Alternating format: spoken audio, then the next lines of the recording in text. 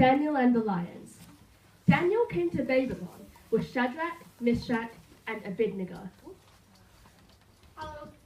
Each king that came and went liked these men because they were hard workers and very honest.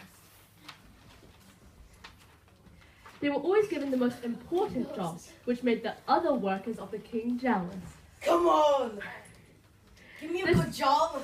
This time the king's name was Darius, and he also liked Daniel.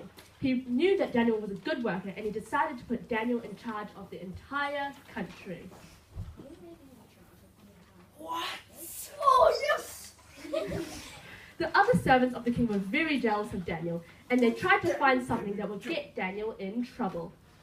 They were trying to get him fired, but Daniel was very obedient to God, and they couldn't find anything wrong with him. Come on! Finally, these men said to each other, "We can't find any reason for the king to fire Daniel." I know. Let's use his God against him.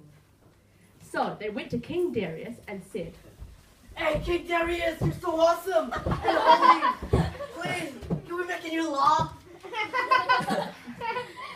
and the new law that they said was, we can only worship you. And if we worship something else or someone else, we get thrown into the pits. That sounds like a great idea. Yeah. they also said that all the workers agreed with this new law. Yeah, everyone agrees, yeah. But the thing was, they were lying because they didn't talk to Daniel about it because they knew he would disagree. But the king didn't know this, so he agreed to change the law. Yes! When Daniel heard about the new law, he did what he always did. He went back home, went to the room upstairs, opened the windows that were overlooking the cities, and prayed to God 3 times a day. The men that asked the king for the new law went to Daniel's house and found him praying. Hey, look, he's praying! To God Let's for go help. tell of him! I'm telling! Tell the king. Hey, your servant Daniel's praying to someone else. When the king heard this, he was very sad. He really liked Daniel, and he didn't want him to die. He tried everything to stop this new law and to stop Daniel from getting thrown into the lion's den. Can't change it. However, he couldn't find anything, so he knew that Daniel would have to be thrown into the lion's den. Finally! So, at the end of the day, the king gave the order, and they brought Daniel and threw him into the lion's den. Get in there!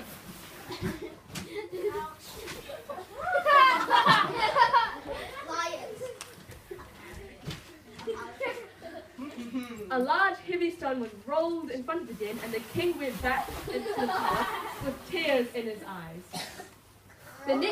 He was so worried about Daniel he couldn't eat or sleep. The next day, as soon as the sun came up, the king got up and ran to the lion's den.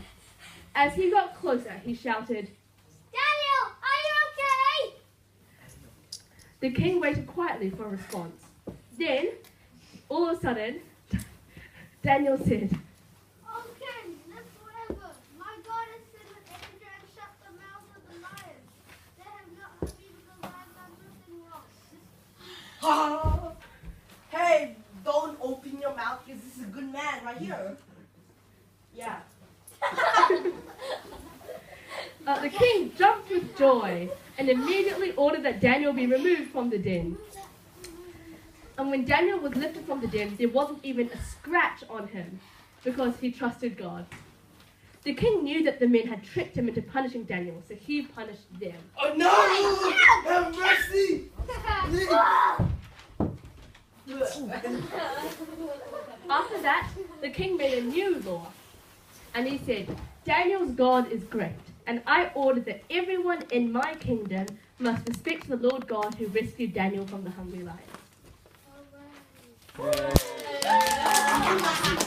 Yeah.